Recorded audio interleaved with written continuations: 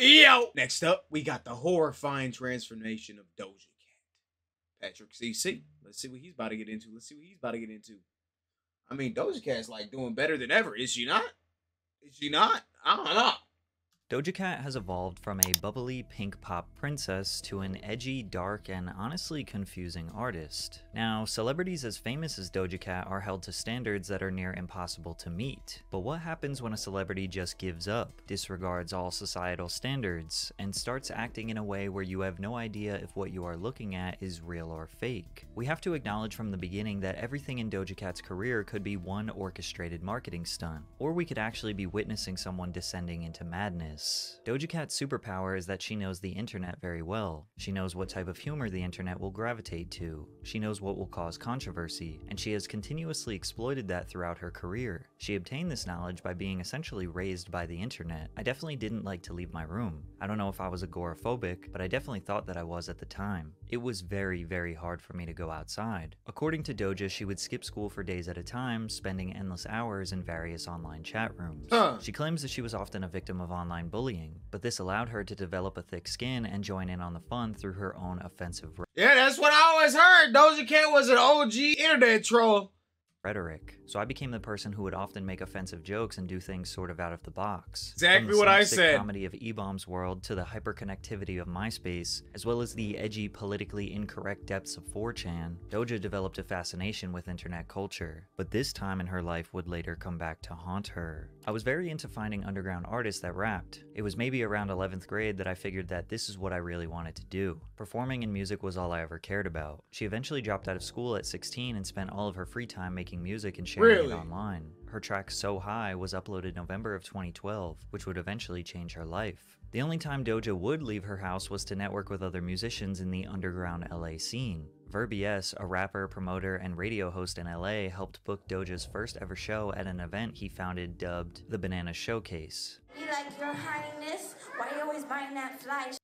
Why you gotta check them tyrants? And why you shut it down like hydrants? Although most of you know Doja as a pop star, we already she checked was it out, initially Lucky. trying to be a rapper. When they were developing her, I was like a live performance coach and rap coach, Verbies recalled. I would play her hella hip-hop videos and we'd freestyle. She was phenomenal. She didn't really need me, but I just happened to be there. Yeti Beats was a producer that heard So High and was blown away. He connected Doja with industry executives, resulting in Doja signing with Kimosabe Records, It's a banger. an imprint of RCA Records It's founded a by record banger. producer and songwriter Dr. Luke, while she was just 17 years old. This deal also came with a temporary artist management partnership with Rock Nation. Through Kimosabe, Doja released her debut EP, Her, with the track So High being re-released as her solo commercial debut single. It seemed like Doja was about to explode into the mainstream, but signing with Dr. Luke was a mistake she could have never foreseen. In 2014, Dr. Luke gained widespread media attention after Kesha filed a lawsuit against him. She accused Dr. Luke of sexual, physical, and emotional abuse over the course of several years, starting when she was 18. She also claimed that Dr. Luke was intentionally sabotaging her career. Kesha also sought to be released from her recording contract with Kimosabe Records. This case was huge news, with hashtag Free Kesha becoming a movement on social media. I never heard about this. Doja Cat's career came to a screeching halt as soon as Kesha's lawsuit was filed. Rapper Wale wanted to take Doja on his 30-city Simply Nothing tour across the USA, giving her some much-needed exposure to a mainstream audience, but she had to pull out because she didn't have the support of her label. Now, Doja never made any allegations against Dr. Luke, but is it a stretch to assume that Dr. Luke was more focused on fighting this lawsuit than helping his new signing with her career? Because there was like a 4-year period.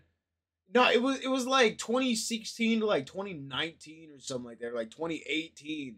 Where like nothing, she just didn't do like nothing. Like there was like no, there was like a few singles that came out they call from this her. being shelved, which is when a label signs you, holds you in a contract, but doesn't do anything to help your career, metaphorically putting you on a shelf to collect dust. She kept money rolling in by doing whatever live performances possible, like doing a mini tour with the Philius London in 2015, as well as a short tour with Lizzo in 2017. Doja even turned down a feature on Billie Eilish's 2017 hit single, Bellyache. Fans would see Doja often on Periscope Live cooking up songs in her bedroom, but she had no intentions on releasing them until 2018. Her comeback in 2018 involved her ditching the rapper career path and aesthetic. She instead followed the typical pop star formula of selling sex through music. She debuted tracks like Roll With Us, Go to Town, and Candy, along with her 13-track album, Amala. But a lot of these songs fell on deaf ears. Kimosabe Records didn't do any marketing for her, didn't get her interviews, nor were they putting her on major festivals. She was watching her career fly by and reached a moment where she had nothing left to lose. One night on an Instagram Live with her core group of 60 fans watching, she made a masterpiece meme that would change her life. Producer Troy Noka sent her a sample of Wes Montgomery's Polka Dots and Moonbeams, asking her to make a beat for his album. At the time, she'd just received a cow costume in the mail. Doja hopped on Instagram Live and began writing "Moo" with her fans. Why did she just randomly order a cow costume? Wrote a song about that is the most random. That is the most random thing to just have show up at your house, dog. Cow. But the silly song needed a silly music video.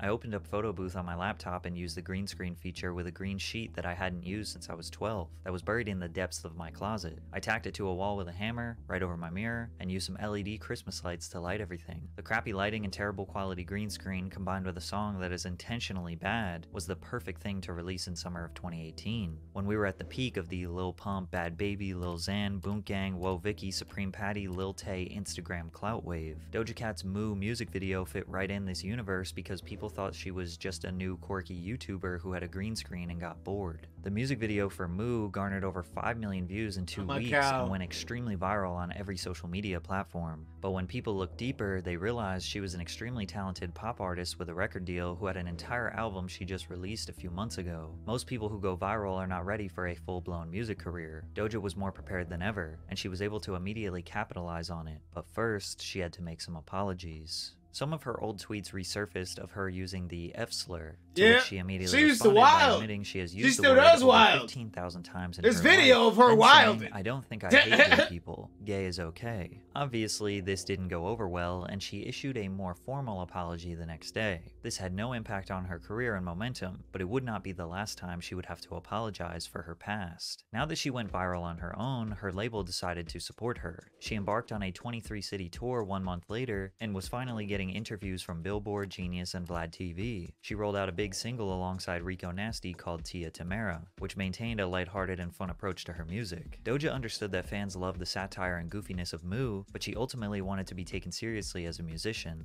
A lot of artists that blow up off memes have a hard time being taken seriously, but the music industry was craving more female talent, and Doja was ready to fill that niche. Her debut single, Juicy, alongside Tyga, debuted at number 83 on the Hot 100, her first entry on the charts. Juicy went it would eventually peak at number 43 due to various I didn't realize that was her on Juicy until recently, actually.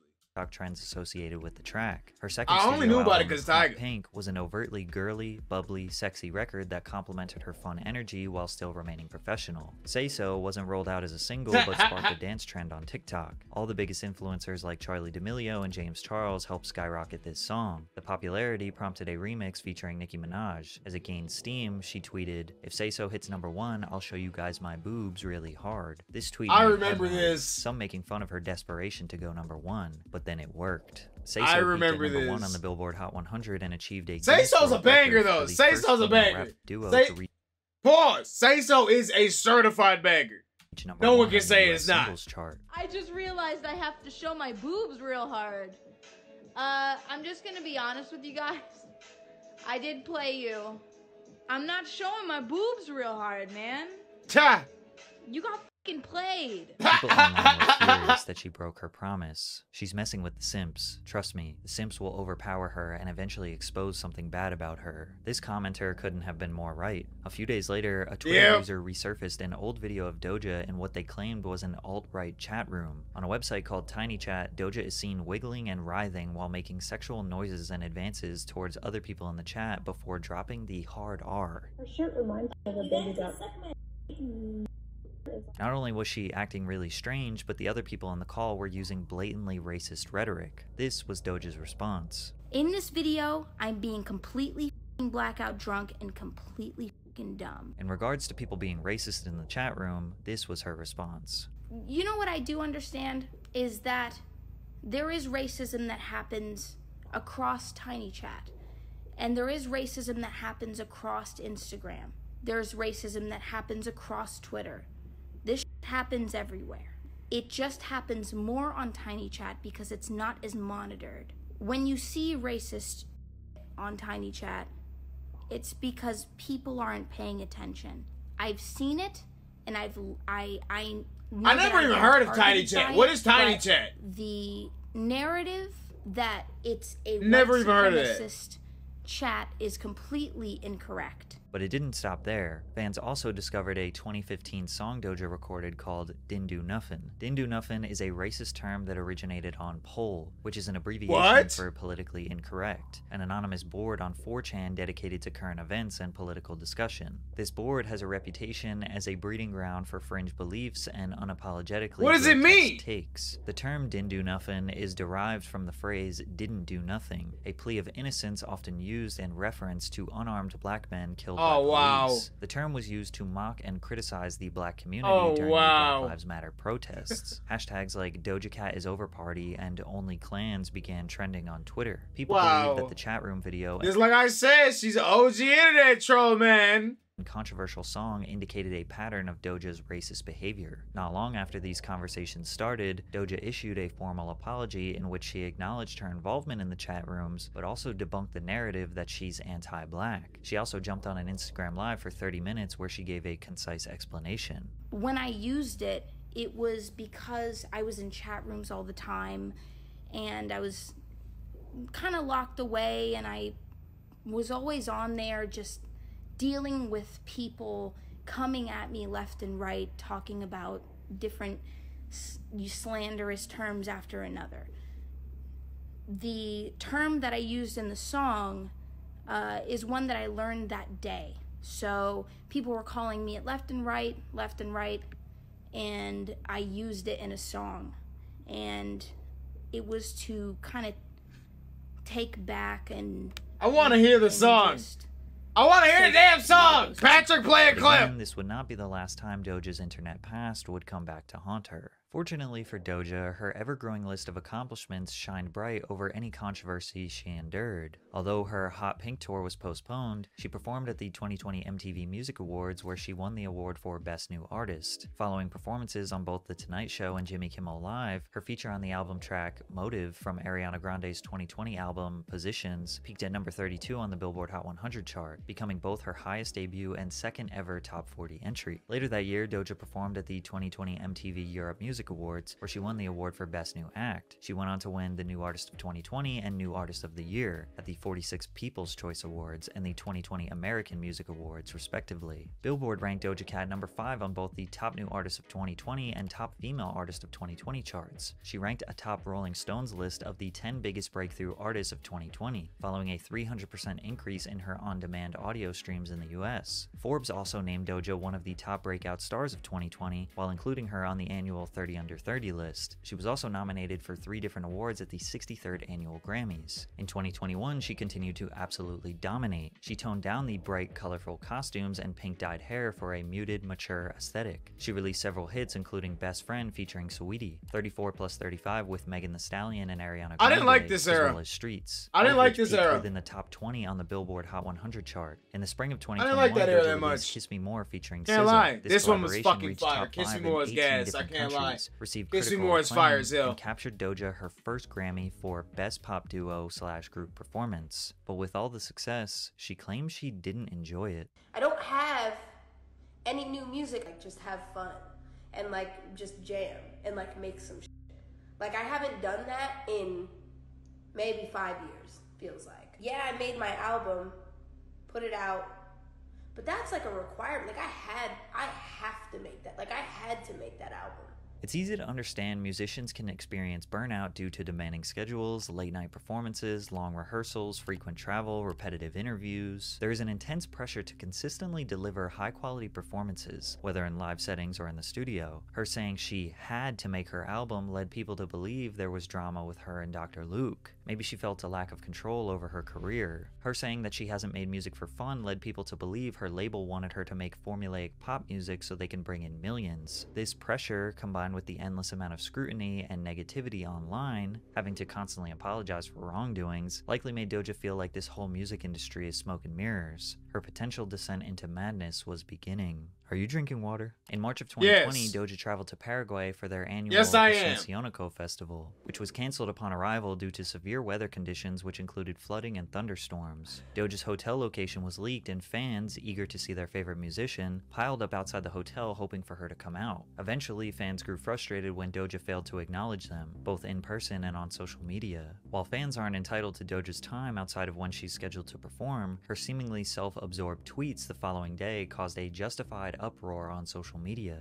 The next day, Doja checked out of her hotel and tweeted, "There was a storm in Paraguay, the show got cancelled. When I left the next morning, there wasn't one person outside the hotel waiting for me." After a flurry of backlash... Yeah, no, you can't just, I mean, you can acknowledge them, but you can't just sit there and take a picture with 300 people that are standing right there. Said, "I don't give a..." I mean, you can, but like, followed by, the longer you wait, the more people just come. Before changing her Twitter name to "I quit." Her reaction to this situation that was totally out of her control either proves 1, she is legitimately sick and tired of the pressure of this industry, or 2, she is just a snobby, childish brat ungrateful for her career. Doja's response to criticism has always been the same since day one. She would initially respond sarcastically, and when that response garnered more criticism, she'd finally take the situation seriously and issue a formal apology. However, the secondary apologies always felt insincere, since her genuine feelings toward the topic were always displayed during those initial responses, which brings us to our next controversy where she made a huge deal out of nothing. Doja DM'd Noah Schnapp, the 17-year-old star of Stranger Things, to I get the remember attention this. of Joseph Quinn, another cast member who she had been lusting over on Twitter. Noah posted the DMs thinking it was a silly joke, only for Doja to get really angry about it. That Noah did that, like went and posted a private conversation between me and him, is so unbelievably like socially unaware and whack. You know what I mean? Like that's like borderline snake. That's like weasel. That's what I'm saying. It's not that deep. It's just that he's like a very dumb kid. Doja assumed people would automatically take her side since Noah exposed their private messages. However, many people saw it as her trashing an innocent 17-year-old. What she said in the DMs was already public knowledge, and when Twitter users told her that she was overreacting to this small conflict, she played the victim and responded in an insincere, sarcastic tone. "Y'all are so cringe and lame and nobody wants to hang with you. That's why y'all be on here unironically writing replies to that makes you mad." Doja is clearly fed up with the negativity that comes with fame. Whether her controversies are self-inflicted or not, she was done with the expectations, done with petty drama, done with apologies, done trying to appease anyone but herself, and now it was her turn to control the narrative.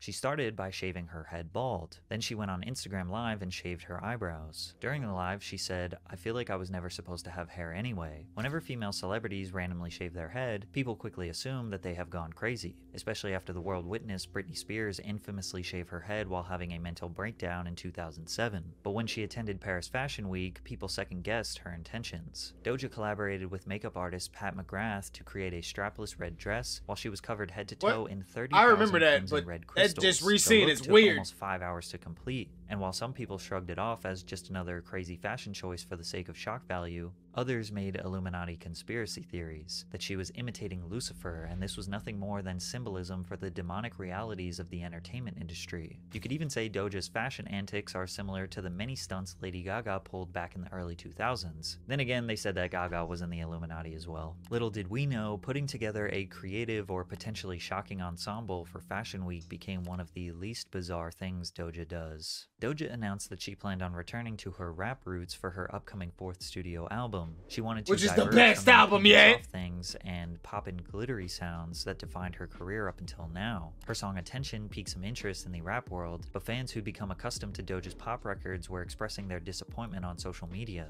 leading to Doja tweeting, "My comment section on IG used to only be positivity because I was doing what everyone wanted me to do, and I love that I can see through all the bull now." She clarified that it wasn't anything personal, but was discontent cranking out digestible pop hits for children on Twitter to get into fights about. She tweeted, "Planet Her and Hot Pink were cash grabs, and y'all fell for it. Now I can go disappear somewhere and touch grass with my loved ones on an island while y'all weep for mediocre pop." People were feeling regret for having ever supported her music. But this is the most honest thing Doja has ever said. Most of the music you love is a highly formulaic, soulless product that is scientifically engineered for you to love it. Look at what it took for Doja to blow up, making the worst song possible to get attention. It is totally believable to think Doja just did whatever she could to make some money and be set for life. This is metaphorically what people refer to as selling their soul, but Doja was doing more than metaphors. She showed off a new tattoo of a scaled animal figure crossbred with female attributes. The photo went viral on social media, with many calling Doja's tattoo demonic. One fan expressed their concern, writing, "Used to love you, but you clearly sold your soul to the devil. Unfollow." Doja replied, "Whatever helps you sleep at night." She'd post another tattoo, an antelope skull on her wrist. Then she would tattoo a bat skeleton on her back. The allegations regarding her being indoctrinated into the Illuminati or practicing demonic worship only increased as time went on. Her Instagram became filled with cryptic messages. No, it's just because, look, everybody's talking about it. You're still talking about it. That's why she did it. Spooky videos to roll out her album. She posted very unflattering photos of herself. Her album was called Scarlet. She posted what people thought was the album cover, which consisted of her drenched in blood with a stripped down Freemason symbol. She also announced a multi-city tour, which people called a devil worship show. She'd post videos of herself crawling in the shadows, photo shoots where she was drenched in blood, and selfies of blood dripping down her nose. She even posted a selfie wearing a shirt with an image of Sam Hyde, an infamous internet troll slash comedian who often incorporates racist or anti-Semitic humor in his bits. The image of Hyde brandishing a rifle on Doja's t-shirt is a common meme on social media following mass shootings. Her song, Paint the Town Red, was her leaning more into this overtly demonic art style. The song topped the charts in 19 countries. It became Doja's second single and first as a solo artist to top the Billboard Hot 100. Paint the Town Red made history by becoming the first solo female rap song in Spotify history to top the platform's global and US top 50 charts, and the fastest solo female rap song to amass 100 million streams. Turns out devil imagery is still an effective marketing strategy. If the signs weren't obvious enough though, Doja began teasing a promotional single titled Demons. In promotional photos uploaded to Instagram, Doja can be seen dressed up as a demon. The music video further cemented Doja's transformation from the quirky girl in a cow suit to something straight out of a horror film. Some people are praising Doja, that she is finally being herself. She's finally free of all the expectations of the music industry and doesn't have to live up to unattainable beauty standards. Some people think what Doja is doing here is mocking the people who think an artist has to sell their soul to make it into the industry. You have to remember, she is an expert internet troll. Exactly, that's what I've been saying this whole time! She knows all of this imagery will cause controversy. She knows she will get news coverage and have outraged parents calling for her music and concerts to be banned. She knows there will be conspiracy theories regardless, so she could be ironically presenting herself as a devil worshipper. People think she has gone insane. Is this an extremely corny and overused art style for artists? Yes. Is it actually an Illuminati psyop? Maybe. No. Did it work? Not yes. Really. Doja's fourth studio album, Scarlet, debuted at number 4 on the Hot 200, moving 72,000 album equivalent units. In comparison, Planet Her debuted at number 2 and sold 109,000 units. Despite being on track to be the highest... That's 78,000 units in 2023 is insane. That's more than like the majority of people. That's like a quarter of, that's like a third of what Drake did, dog. Selling female pop star in the world, Doja potentially scared her audience away. Nah, just keep on dropping bangers and it ain't never gonna go away. Let me know what y'all thought about it. W. Patrick CC.